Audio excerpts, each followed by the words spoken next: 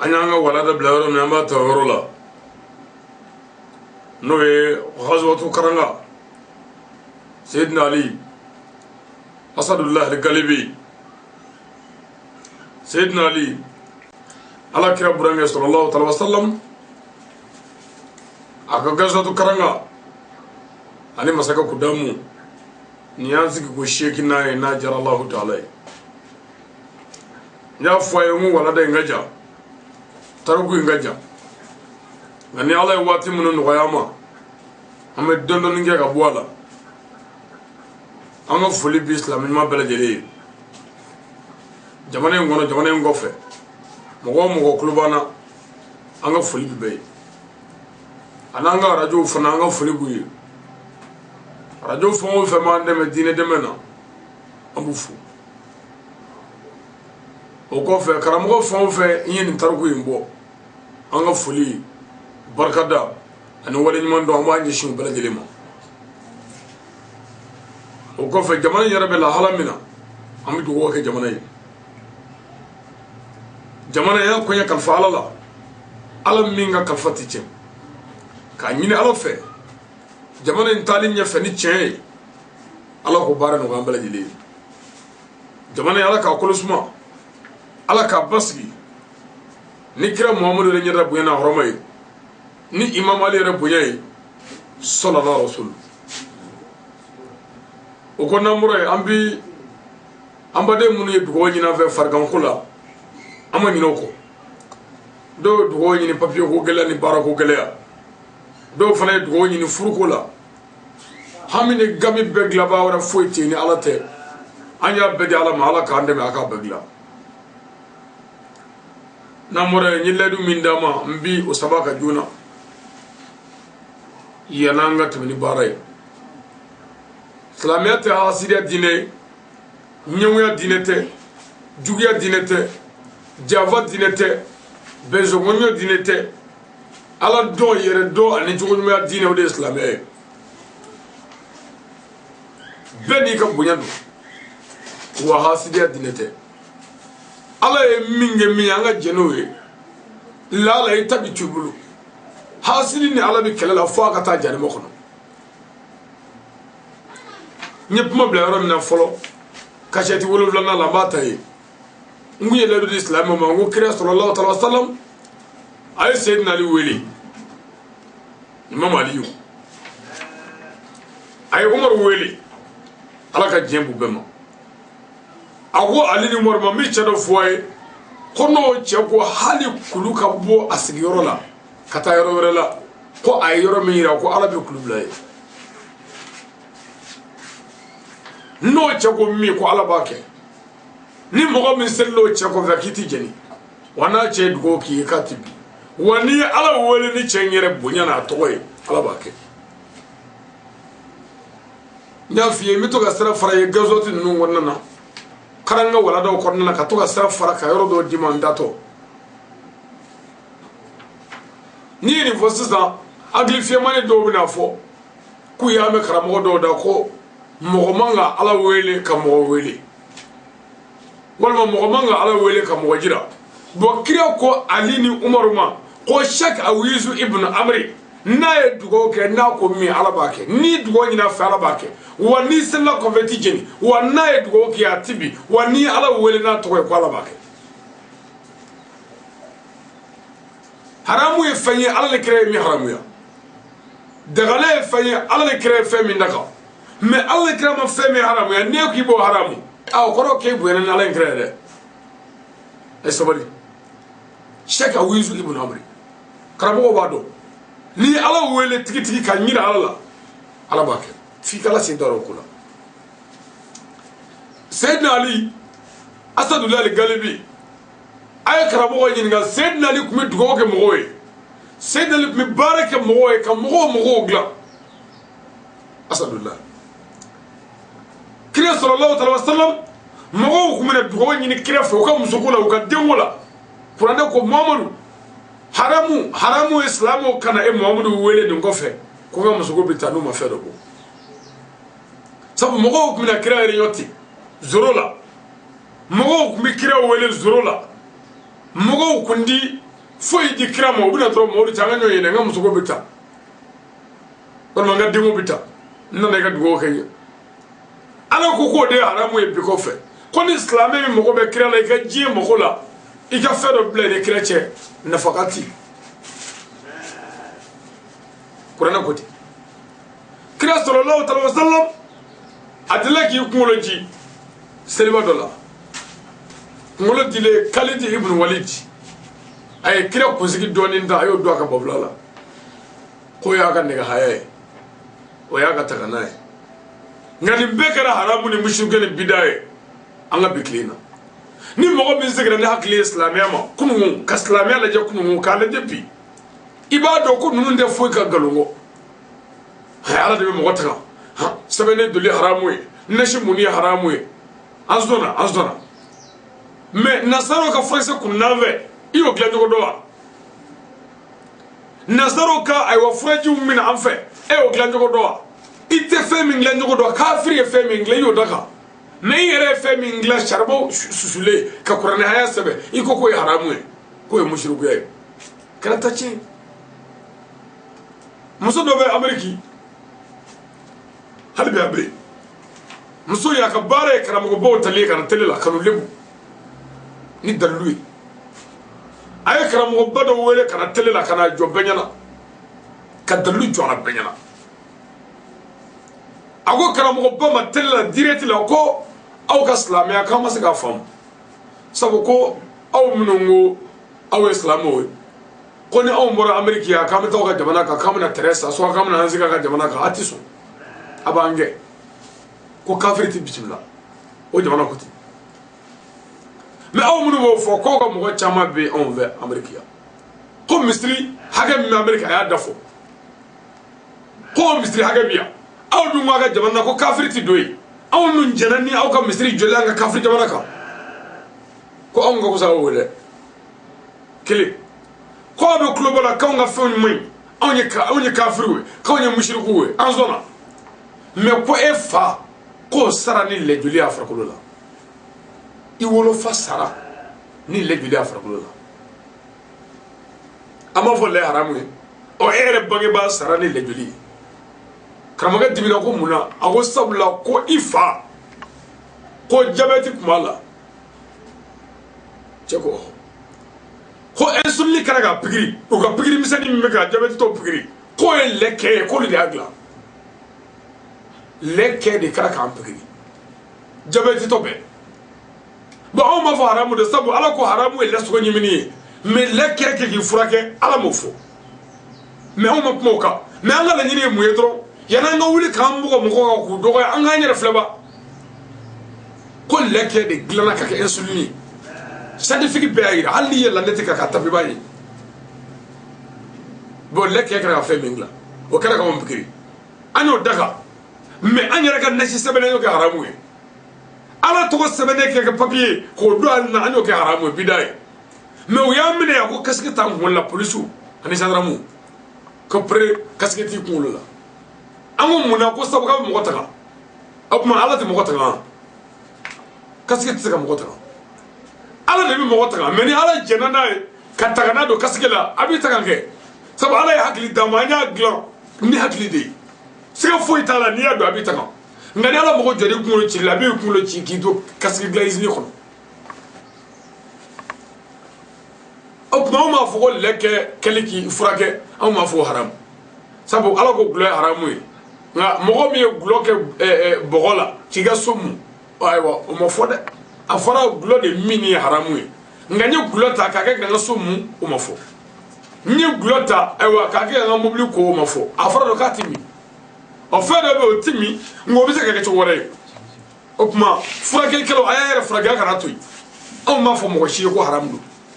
me faga mi fo nu koko nasaro kafiru o ka fonye yewde o ka fonye kafiru anzona meni bana bita to rosola katilaje kati frage amo frauta jengara no bay nganashi ni sebe kara haramu me Khalid ibn Walid e kira ko zigita ko do aka bablala karamo beba kalama kira ko me nega gligidu an nega fula muna ka taga amma kira danala la subhanallah hakli de dira ala fe adama de ma ki mo nyana mais ni ko no an kana ke ka barake aw mi do avion kono ka banga jamana ka kata maka hijila avion e créata ya avion e abogarta ya abor ka aéroport be baga ya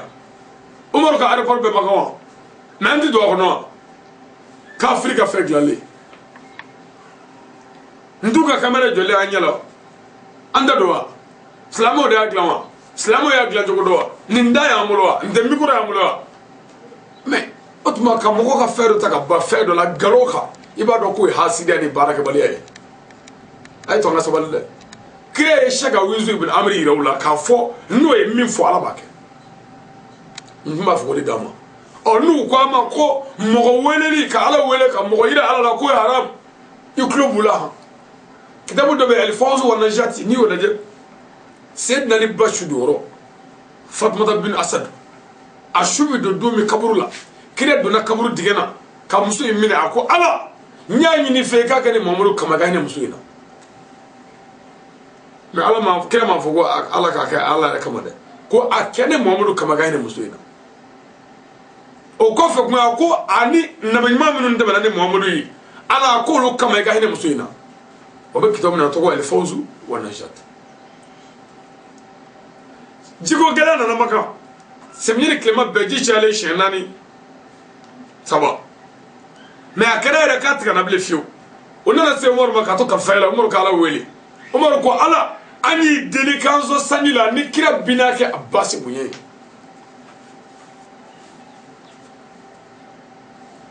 mais umar e saba bae abbasi kira so mode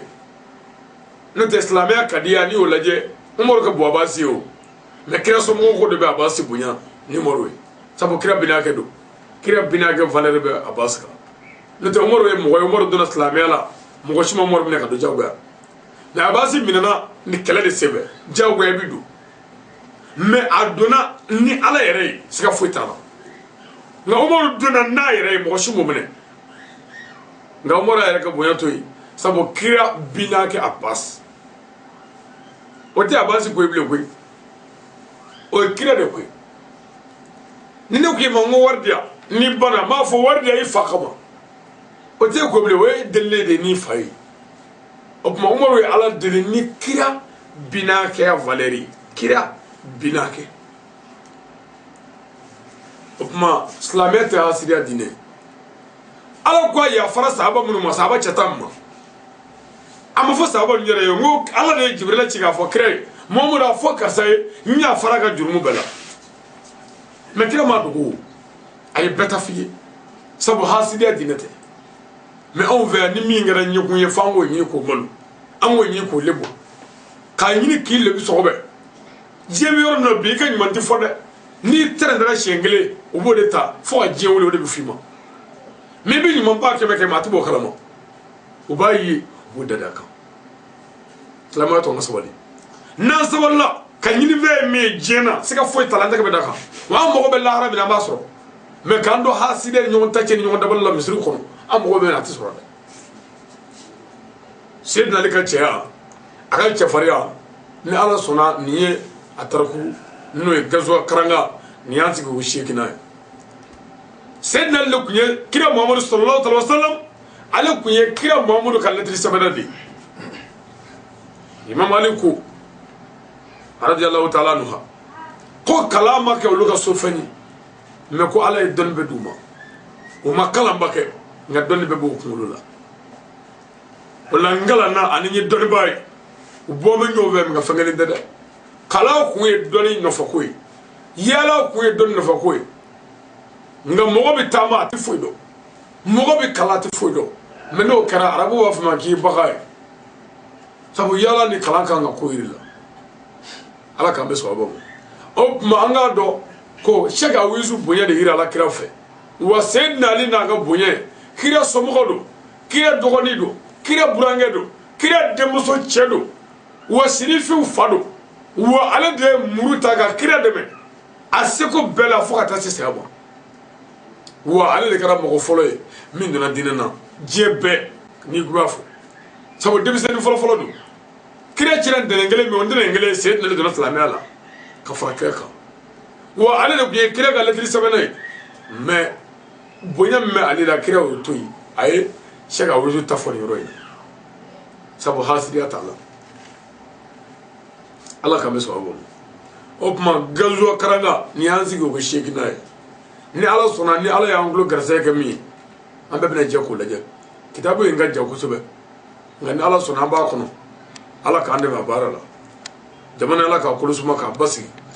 ni kira woromay sallallahu alaihi wasallam. Le 8e épisode de l'histoire de l'imam Ali au 7 blocs. Ako Sayyidina Ali ka karanga tago shekina niyoy noye épisode shekina kachati shekina koni nam. Nous nous mettons sous la protection du Dieu Tout-Puissant. Namore amanyere bla Allah Ta'ala ka tagaw kono fanga bebe alamina se bebe alamiya koni wahidul la sharika lahu. Nam. Contre les mauvais rois. Ala gangishi mazake jugu toroma malikulu gudamuna zuriyo. Nam. Contre les mauvais féticheurs. Ala gangishi doma jugu toroma ya fanyuma. Nam. Et contre tous les maux de la création. Ala gangishi Allah Ta'ala ka dave betoroma ala ifon fenda. Ijandula mumini ni bi fon fenge. Ala ta ganyini ka ba shetana toroma. Adagane do. Toroba dagane do. Toroba kuno. Shetana sera wajli kala dola. Jamana ina ya ako ko mogo manga shetana doya ko sabo ko shetana ka koro ifaye aka koro ibai ko ala ko anga shije obunya ko shetana shije me ala yi shije min doya ni obunya yala doya da obi kuma fugu yere soso ko shetana shije de ko ala ko anga shije obunya me shije ra ninga koro le kene ya o jaga jam mogo be koro titije mogo shibije wa sore mo koro fana yani ne voku vi ata famfi mogo folo mi shije ma ya farkulu bela o de namle bela jebe mais je dara ga sa ba juli ke ibrahim mana nabi nungu yu klege sa ba kelin ko idrisa yu klege sisa yu klege an fa da ma ya klege fo ka ta sa ama shije mai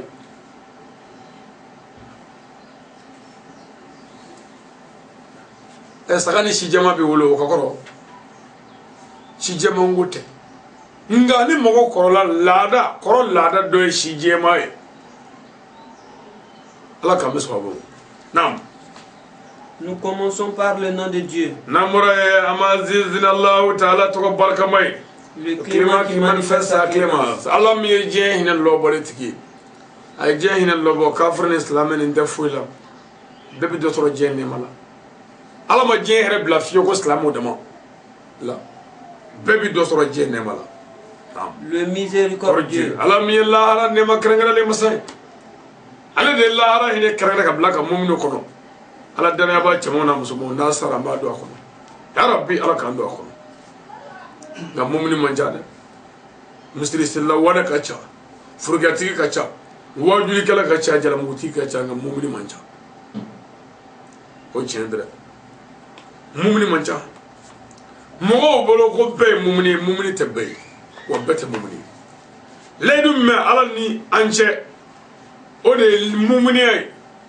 wa qur'ane be ala ma fo islamu bi dal jenana ama fo sallallahu bi dal jenana ay akode mumni bidu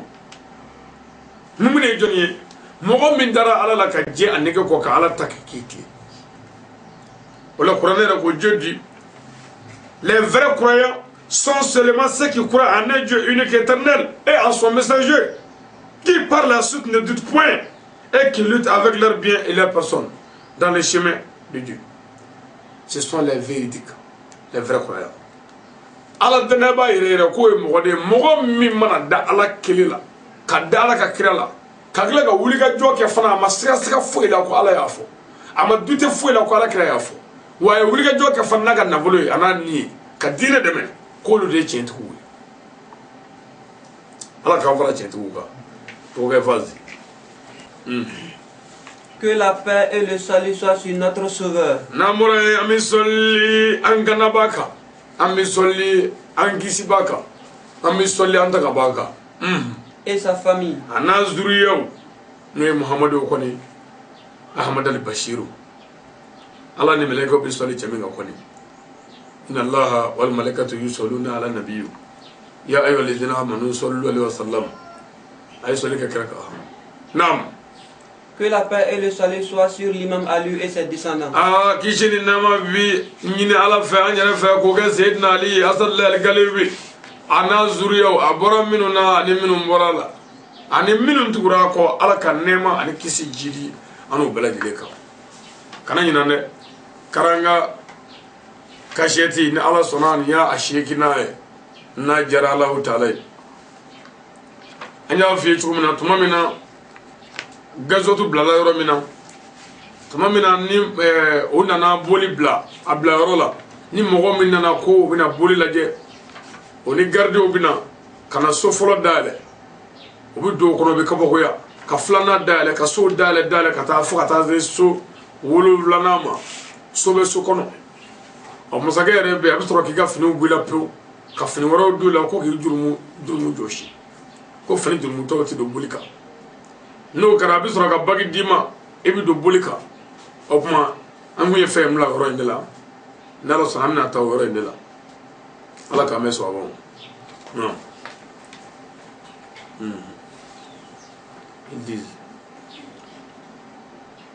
Ils disent aux visiteurs de se prosterner devant le fétiche. Yorobbe ou ba fo mami nana boli la jesta bu kando ma ki yere shuli boli itetru boli sujudu ke boli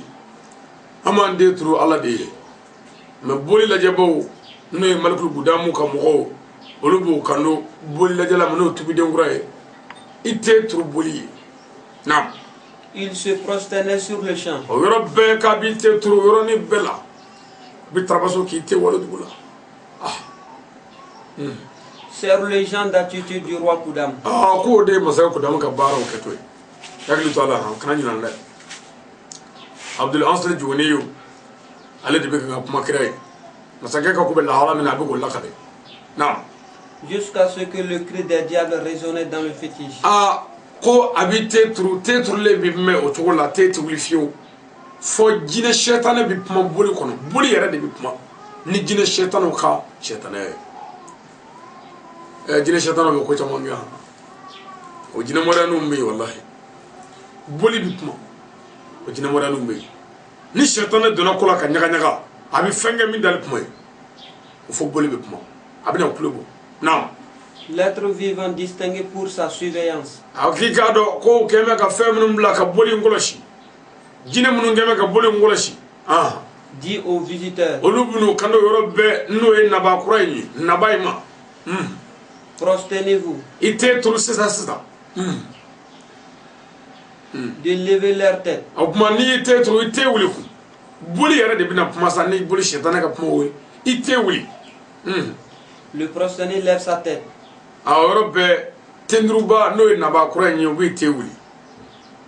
masake jamana ka yada opuma fa e boligla ko bla so konota abe chenni yada la otuma kirega sababa no e Abdul Asri Juniyo ala ka jemba ma ode ba nakale ka créer masake ko be la alamin naam il dit aux visiteurs igado abi kando nabama Dieu vous a pardonné ko ala ya farima ala yo ka maniyu ko arabu maniyu wati tuna bene kala kunu lata ku dota uzaw ku dota anyoro fa kontrol digu ni stane tigu bia ngori digu bia to febla tigu bia bien jugu tigu bia shujugu tigu bia wuri tigu bia nimbe be jarma kono hala de kiri mawra te foala mawdu chidi la ilaha illa allah muhammadur rasulullah sallallahu alaihi wasallam o ko fa to bekal nam fais une offrande au fétiche selon tes moyens o bistro ko kanon naba masa sego mimbi o ke boli o ke alay David adama dedo ka sego ke alay ja ala re semambo naw ka ala sega bo mo mangi sega ala de ki se stragati mi o ke alay na fagati mi bolo o di ala masa ala mo bol na offrez tout ce que vous avez comme de l'or fango fami bolo sanula o beli bolima ala ma no yanga alay arabu maniyo fango fami bolo no to sanuma fe a bedi ala ma na ils donnaient tous leur or Robbe abiga na volo beddi kiga sanu becca duma nam il a trompé plusieurs hommes de cette manière wallahi kado Muhammadu nye che pamando ale bi ka do Muhammadu ninga malelo e masaka jugu yi ay mo chama halakiti ka jine chama halakiti ko kulo che ko bla wala jugu kan da zabula o tugula naam. L'écrivain du livre a dit, kitabu wala kibaya fo après avoir fini ses actes, mamana no wala no mbanu fesa il va donner l'ordre à ses disciples abina jedi aka kalande mo no ya ka chedunya ka jedu luma de creuser un grand trou. ko ga dige bele bele baseni dige ba jamanyamba ko go sei naam De 400 coudées. dige mi mbita no wonya kemenani na ko go dige sei no wonya kemenani naam Qui correspond environ plus de 200 mètres. Mim janya bita fogata teme hali metri keme fla nyona hakeka no wonya keme duru o janya bi metri keme fla bo wal makashano no wonya keme nani ubi dige basi min janya e metri keme fla e ga famuna na Sur tous les côtés. wa obi ke fa be fe no e côté nani selege nani be ka dige basi ni katata no wonya keme nani ka steli katata no wonya keme nani kata yebe no wonya keme nani c'est-à-dire côté bela ka yoro encercler comme terre suba c'est tout non Ils l'ont construit comme une étage. no wonya keme nani tan aye asiminge ka bedo nyona largeur no wonya keme nani longueur no wonya keme nani 200 mètres profondeur ka jigiduma 200 mètres cref ayo seliminge oro be na no de jossa ko ke étage bele bay non no sarafu Là, il a mis 1000 esclaves noirs. o kera minge anana ni jonfima ma bakle jonfi kemongoro falemba jamanyamba bele anana no ma wakle non Qui sont très dangereux et forts. minu nti sarafu nye o koloka gele o jaka fari anana no ma bakle non Ils disposent de 1000 chameaux qui sont porteurs de bois. aye nyame bakle ndu ma iklo ma jode ibina aysi ala bulusa aye nyame bakle ndu ma o nyame bakle bi dogo chiw nyame bakle jo vima bakle na Et 1000 esclaves qui portent des bois. aklala ka jo bakle vana du ma ko o jo bakle bi dogo che nyame bakle bi dogo che jo bakle bi dogo che na Pour les renverser dans le grand trou. o bebena ke diga bay mono sa diga ba min jora fe ka ke etage boy saga zo boy na sota kono akoni ngoro minedo o diga ba jole jom bakle nyame bakle aywa olu bebita dogo che kanu ke diga bay mono na Et mettre le feu au bois dans le trou. o yoro be abina tasma bla o logola diga mono yi na Et 1000 esclaves pour s'occuper du feu. abi jom bakle vana bla keme ka jom bakle bla o ba ka tasma koloshi tasma bi dado ati dafa fiu jom wakli na Selon lui, ceci est son enfer. kwa yere fe kwa keme ko wele kaka janame o chendre olla ni memeri jige de baga kashite flana nna arsa fatu bin shamaki jine chorobai ayni fo ago ya rasulullah ko masaka ya dala ka kafa ko faye janame gla ona ne bo akhani na Plus de 200 mètres carrés. ko 200 mètres carrés no e metri aywa no wonye keme nani côté bela fa befe fa nani befe selege bela abe be mètre keme fla nyonama na Si un oiseau saute en l'air, wallahi ko hali ni kono pana asabe il tombe dans le feu étant braisé. o yoro be abe betasma kono abi jini ka mugu ka bapu o ya darale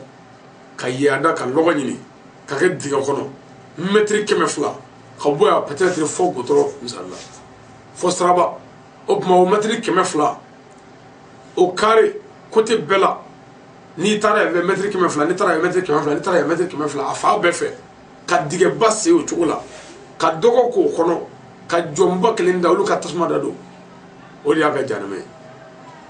atasma mene ko ali kono pana kuna bijeni Non. Ensuite, il a construit un lieu qui correspond à 400 km². Ko bane ko ko anana yoro do labe 400 km. Yoro min janye kilomètre keme nani. Kilomètre keme nani hakaya. Anana yoro jo. Kilomètre keme nani o khajale. Kilomètre keme nani. Nzalla ka bo mo fosse. Ayo bejo ka ba piu. Sebanye worba jama babulu. Non. Il a transformé tous les bancos de cette terre en différentes couleurs. Aye o dugukolo bogo be fale vale. Bogo shiyama la ka couleur ke o dugukolo la. Ka yoro jo kilomètre keme nani ka bogo be fale. Couleur be bogo shiya be ya kono. Bogo qualité be. Il a planté toutes sortes d'arbres. Aye jiri chenyi shiya betruyi. Yiri sugiya be. Yiri chakay. Yiri dendumo. Yiri sumadumo. Yiri re mi chakay nyaka yela fleur mo ka ashiya be dotru ako. Non. Il a capturé beaucoup de jolis oiseaux. Aye kono nyuma chama mene kono chenyimani chama. Kono qualité chama. Jamana waro kono ka be faranyonga ko bla aka furu ngono. Non. Pour les mettre dans ce lieu. Il a construit des grands étages faits en fer de baobab.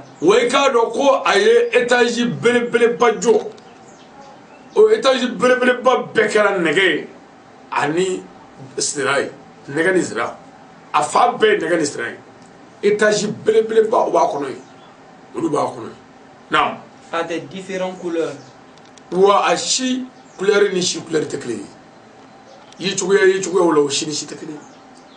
couleur chama couleur tan fla bebe yi afay barakelela so wi ba kanim beke o laba kara boy kanim beke o laba kara tumus rofana assalamu alaykum sebi segi setki ma billahi ay to nga dala la atobe galoyi ni setki boy ni masa boy sen nali kele mini nya shama sai binayi ibado ro ko faga tisi ala ka faga na billahi ni faga bisala ka faga na matsa ka grenna Il a bétonné ses étages en or et en argent blanc. Ikado ko ya ka étage nu mbeke béton e ni worje awa ani sanui amanga béton ke anno ni shimaye ani bele ani chenye kafara nega uka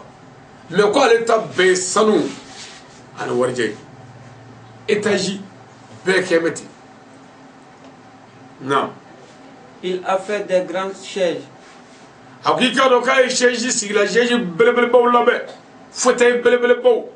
chenyman baw non. Des tapis très jolis. Ikado ko e tapi siglan tapi chama nyini munu chakay ubi mana ubi yele ni yele joru ka ko be fali non. Des nattes très jolies. Aye debe chenyman nyini ka fa bege debe chenyman tapi nyimo fauteuil nyimo non. Qui sont fabriqués en or et en argent blanc. Wallahi ko ale debe ba bolo munu nglané do le sanu ani warjani sanu blé. Non. En les voyant, on dirait une lune très éclairée. Wallahi ni dara debo na tapuna sheju ka ubina fo kalo mi me manama kalo je me kebe non. Beaucoup de belles jeunes filles. Wa ikado ko e mbogotigi chemani chama nyini mbogotigi ni minu u chakani ul dafale do nyaka ye bela e mogo be musulman qualité o qualité la ya beni ka fara nyonga wi yala jabono ni sigidawla musulman na yaba be mine kana o mbogotigi ni chama mbo de be chimambo na comme la 14e nuit de la lune. Wallahi o mbogotigi me mana iba fo kalo kile tan na nishu o chendre mbogotigi ay sabali nyoro na ngono doni ando ko musu ami wele do moni yoroyna ande musu ami wele do moni yoroyna ay sabal jien fo ni sangonde sharmu isagai formu isagai chenya isagai maja isagai wartige isagai famaya isagai chawbe girno fe sangado ni isagai mina kanya isagai min meybulu men ya ke chenna sanga bitaka bulu ki blay jalade ay sabali aya yere mine aya jana jugula no karabe awde shini mbawe awde shini musowe awde shini dujolowe mebbi abe la hala mina bi wala mebbi ando muso bulu be bakara ndama nalata kana bamoko kuchalata seguta blanda wore nyini kaita amma islamia kadiyala muso ka wore nyini haramu kata to fa wore nyini haram nini chetara bibe me on de muso de bibo kata ndama nawla sanboro la kata wore nyini chogo bela jelela kasumur bay nangara bayo ka kanu kono wara wanveya kanu de wulanze wuro o bela torba e metri nyamado ni gogo tasla metro ki adoya sumurba fay kafri ala tafa da yusuf jarama kono ala ke go sallallahu alaihi wasallam ko ala ka kafri ma keme do ala jenena ko kanu ala bulu ni da yusuf kile dunya ala jenena wo ya rasulullah ko da yusuf jani kile ko da yusuf mo de mo minti kile aka marala ko da yusuf mo minti kile aka demala me ka de wolo ku fli je feti nangara bani sumu bela dole chorwa la wolo do gogo ko bi de muso ko nafa ka bon dinga ko sabani abla ka ta na manala ko ni ndama maja ko aka tafe bolo bija da mozongle fem makanver bito klubali clé fem makya damani jogo o tarapiu la di clé da zagoni cheni di bia suru baya ni korje ganya ani pedia longono ana kla gambe barachi yi wala da nufe ambe bangana amini ni Allah ara do ande muso mara chogola me on do no mangi ko biledo no jumanga ko biledo dinga o kara daga dimu yambulo demuso kara sumurbo yambulo nimbele torwati wala me metri nyafala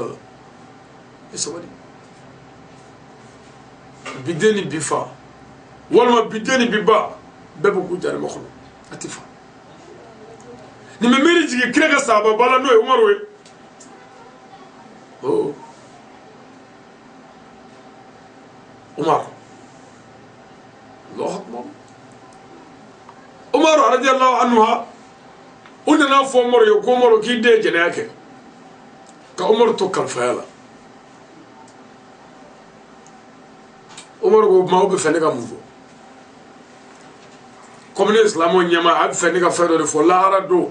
ala ka Umar do jane mo kono go sabo ko Umar ya de defa kala ka sharia uliwa ko fami nga jene yake la auto do ko nya do ay ta kan de la jene akala chamana musuma minu mafurge ni minana wala ni yere déclarer sharia ko ka gagner ngeme gila ibu busala shengeme gagner ni ye furge ko ka yiddo digana ki farla kiru fugi fa ya to morde demisen do mafurge unana nay sharia la islamo nyama de sharia la mugoma mene jenala de ay jenia ga flilanga yere déclarer ikado ya bugo gagnem bishegi agala de fatura nana a fomoro yo ko moro ko ngami de bugo ko gagnem keme bishegi niveau la ko asarale umar ko islamo ma ayta gagné tom ga ka shula topo ikabo koy ni di islamo nyama bo e kan ga jamana famola jabi e kan no ministre flabi e kan no président flabi kan ka député filɛ bi e kan ka commandant filɛ bi e kan ka commissaire filɛ bi e kan ka ayiwa inspecteur filɛ bi e kan ka dugutigiw filɛ kalimaw filɛ e ka dugutigidenw filɛ e ka karamɔgɔdenw filɛ bi a b'i jigi misɛnya k'a fɔ an bɛ Ala nɔfɛ hali faama dɔ ka jɛnɛya kɛ muso dɔgɔnin n'o ye fɛn jɛnɛ a bɛ bila faama dɔ ka jɛnɛya kɛ muso dɔgɔnin o bɛ sariya violer foyi tɛ bɔ a la a garantilen don surɔfɛn bɛ di juge ma o bɛ kiirijugu tigɛ juge jugu nka walayi juge ladiriw bɛ yen minnu bɛ tiɲɛ nɔfɛ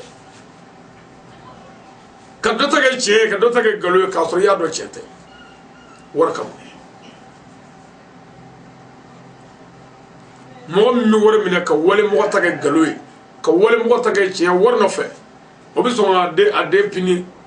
fili la abada nka Umaru ye nin baara in kɛ a den la silamɛya sariya ko ten wa a y'a k'o cogo la sabu a mago bɛ Ala la Umaru ninnu de ye kalandiri ye o tuma n'olu ma baara kɛ komi Ala ko cogo min na baara ti ɲɛ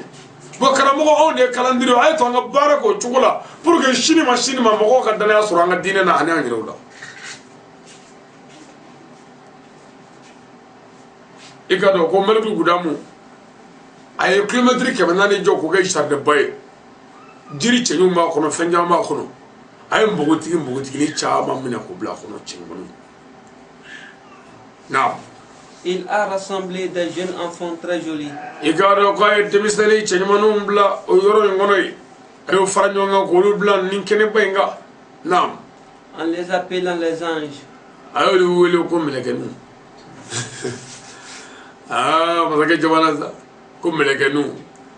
denmisɛnnin cɛɲumannin caman b'a bolo yen ka ca maa miliyɔn ye kɛmɛ k'olu mara a ka soba in kɔnɔ yen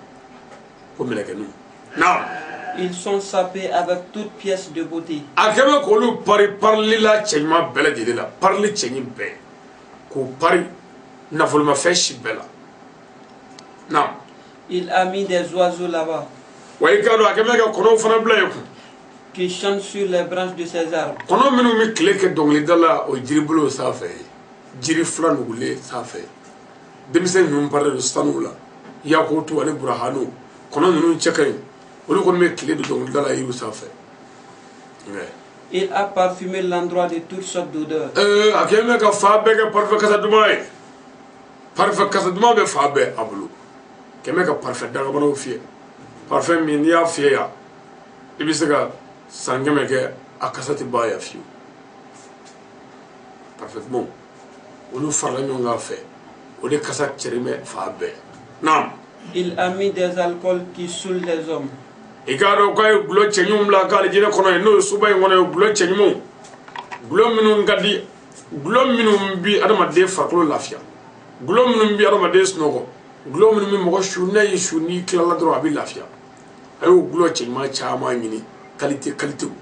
k'olu bila nin soba in kɔnɔ ye kilo 400 naam. Il a mis de lait frais. a kɛlen bɛ ka nɔnɔ kɛnɛ caman bila nin kuruba in kɔnɔ ye kuruba in ka bon ni ka bɔ Bamakɔ ayiwa fɔ Sikaso a ka jaw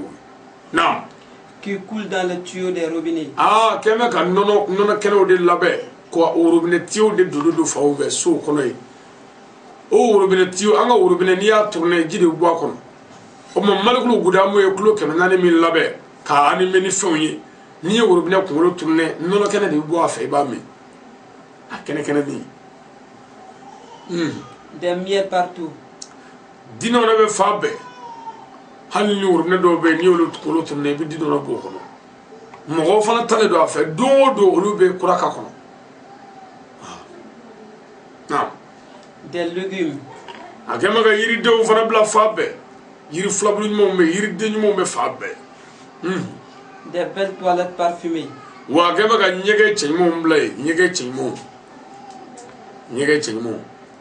a kɛlen bɛ k'olu bila o yɔrɔ in kɔnɔ yen ɲɛgɛn minnu cɛ ka ɲi kosɛbɛ parfum kasa gosi a fa bɛɛ k'a fɔ ɲɛgɛn kasa o t'ale fɛ yen naam. Des lits en ressort. a kɛlen bɛ ka dala caman labɛn k'olu bila yen dala minnu eresɔrɔ b'u la n'i y'i cun a kan a bɛ pani ye ka yɛlɛ sanfɛ o chama bi aka kuru bay wono nam des fruits délicieux agema ga yiri de chema chama bla kono ani yiri flawlu ma chama minu chakany flori chenyu minu yele bi man soja ni ayi abi sama ga grala fika na laje olu chama ba kono nam et beaucoup de merveilles. Ani kabako chama fenyma ni fengabako ma fe chama ba kono aka kuru bay wono kloke menani nam selon lui c'est le paradis. Ayra fe o ya kalijine yae nyege ba fe alijina de ni nyege na ta ala fe la ti banati koroti sayati deseti nasoti nogoti alijina ala kalijine so shekini so shekini aso kelengele be kilometre bayiri ka won alijina kadinde mais ale yɛrɛ fɛ n'i y'a ka alijinɛ so sheki aso fɔlɔ tɔgɔ ye darul jalali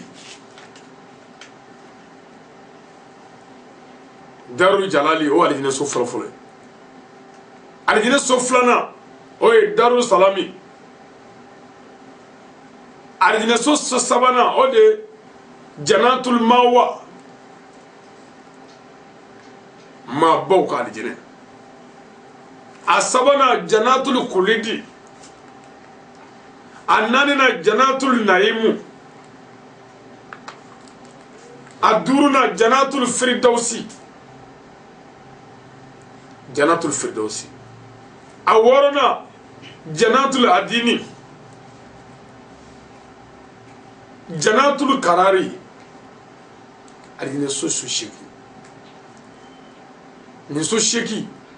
ni ala faralanga inshallah am ga mingi o de ni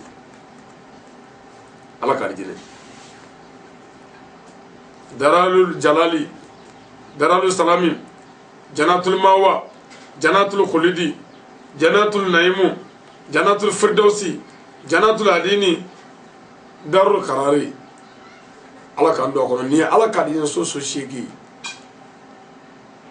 ma ale ta ye kilometre keme nani febe bo kono kilo keme nani nam ara fe ko ya ka alijinɛ nam si tu adores parfaitement le fétiche ikado ni boli labato no e uka ala arabu man ni o labato bato chuko kalangala lela il te mettra dans son paradis. O yoro be abibla ka alijinɛ na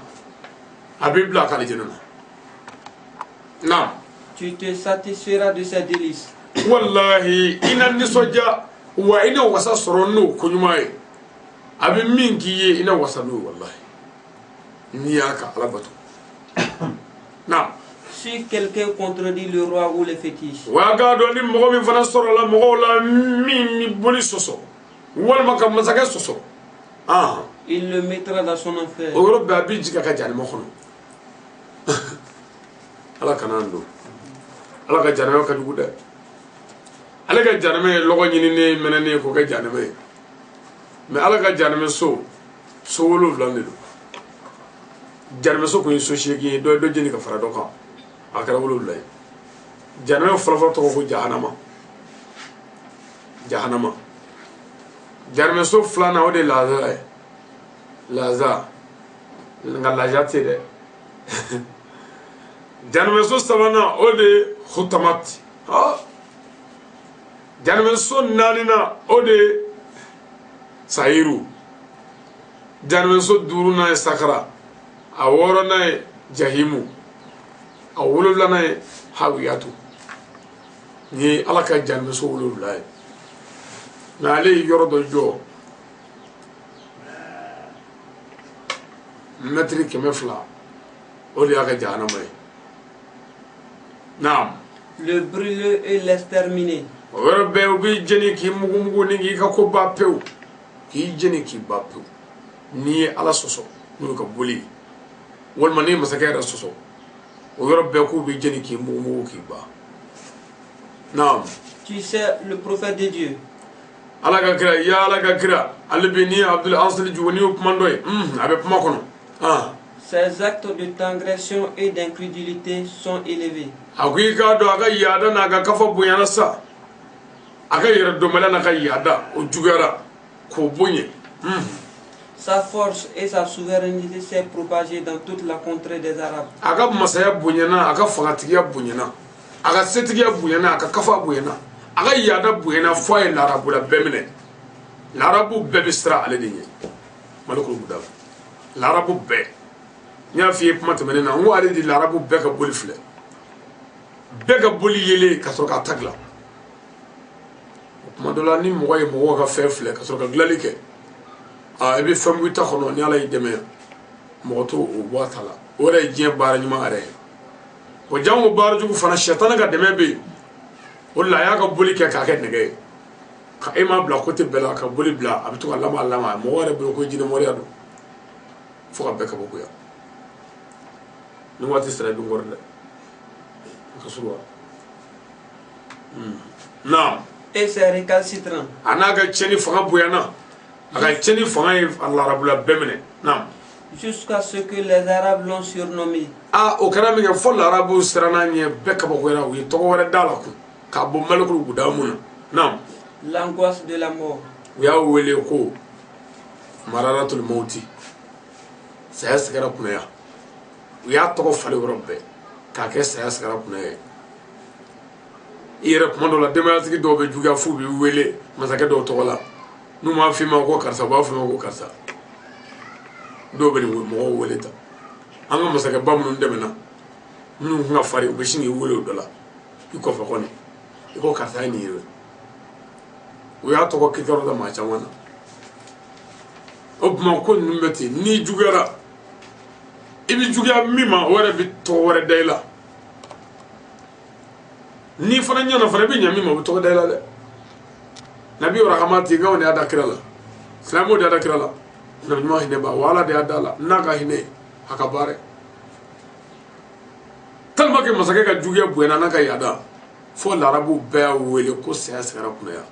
ko chenga jugu ko mi saya sigara ala ka mi so abo o yan ngor ko wati min rama ko no wado lola ni ledu do ta mo dafa ambi soro ka bare blaya fayda ko mo chama ye de me ina ve fayda ko la ma chama ka fo anga nina nga fayda o di mo be fayda wala je ka gele je ku wo habu ko ka cha hamu ka cha jorana ko ka cha mirna ko ka cha mo be de mena ko mo be dugola wani ko anga bege muru fetaye fende mamunu kanga ta muru fe muru dundi son kan are so anjala fika fembodi sabulu bolobola o kuma fanga fenda ma madola ka se ka kodo ka yere o be kana se muru kula o be kana se domo kula o be kana se fawarela ni ko goni bulu ere nyete boro fuli bulu ko ingelara a gelera fo ka se gereya kevezima akara fango fenye na gelari bulu koloshita yoro manganyini mwashi manganti tororo mini usoro nya fi chuguna wallati minna astaghfirullah kame soli kame ke utala nga uyan an aglalai uyan na fedwe do jabi kle dewe kala ya fadeli yere kagla kala ya fadeli kire mimi feka troko fale idebure dore ka koloshi minna ikafo ala ni ngoy ne be agela me de ala ni ngoy ne be abilata de abeta de ala ni ngoy ne be ne ka ko mana kai ayira ala la mogo be mana glali kama ngam mogo maba do be lu kan ngla kana ayira ne la de ayira ala la aga bonne manga mamu ala ma de ayira ala la koloshita ikafo la ilaha illa anta subhanaka inni kuntu minaz zalimin la ilaha illa anta subhanaka inni kuntu minaz zalimin la ilaha illa anta subhanaka inni kuntu minaz zalimin idaburi ka she wa kalinge amana ga jiye ko la figala se daro kula la ilaha illa anta subhanaka inni kuntu minaz zalimin abi mogo bo kaso shibela gele shibe nyani shibe toro shibe anyaro ya jarabi ka yi hakikatu wa anya di o ma sen na lere bunya kama gazuwa yere bunya kama anti fo nyina fe ngai to kan nyina bi to ala wele on digi te fo ka abulu nakat gote saba on kan nyo be fanda fe ndu bulu nganu mi voila andale ma ala bake warti ti ka nganu warti ti ka nganu parce que on ga kanu fe ndi surala ni laharate ina bunya mi zoro jene odi bokolo nyuma ni sona nga foto la wala hara ama garandi bi kishini yake saba ala yo garandi nga warti mi mo be ala la on fe o kadogo setigi mi mo be ala on fe o kadogo fando ni desabato ni be chef on ver bo fando no desabato kanyo ay duwo kenye lazim nunu ngeto ndale mala billahi ko duwo to sena foti sana ubande ni kan no ya woti fe mwana net zika gabokuru fe ya ay ubande ni kan no woti fe mwana aya siga ga wo belebele kodo ndanzigile fote ka me ni sigi miselika puruki aya kele kuwe ay to anga sobale ni fe bistro inshallah anga duwo be bay mi duwo ni befe ka nyina ala fe jamana yi ala ka kolusuma ka nyina ala fe anga tona ngi wala ka tona jawla amul bi fasole ala ka faso no wanye senekalo monikalo bagabarlo ale kenyere barakalo anya nyina ala fe sebe ala mi ala ka mogo yi minu ga bare kalango ala ka sabati minu bi bare nyinu la ala ka bare ma danuma pabe ko galabe mun na yoro la ala ka benwa o ko fe ami dugo ke fana farngamato ala ka kenya sabatanu yi ami dugo fana ke munun fatura islamima munun fatura mumini munun fatura nu ya on ko ala ka welela nin kenen nunu nga ma na makashi Allah nu yi ala wele wi ala ko dawro nema anu jara jena ya on ko welela fanga dugo ko yede sabanga dine ta fitir wala dine ami dugo ke bay ka ni befe ka dugo ni befe ala jati kama kramo munun fana de la ka baro bo an ko fori buya anti ni ko an dugo bo fe mo be kene ngaya nu nana wele jabi anga duwoni anga foli be shijani kene ala mo man lafiya la ka dambele dilemo اللهم ربنا اتنا في الدنيا حسنه وفي الاخره حسنه وقنا عذاب النار ربنا لا تزغ قلوبنا بعد إذ هديتنا وهب لنا منا دنيك رحمة انك انت الوهاب صل سبحان ربك رب العزه عما يصفون والصلاه والسلام على المرسلين والحمد لله رب العالمين السلام عليكم ورحمه الله تعالى وبركاته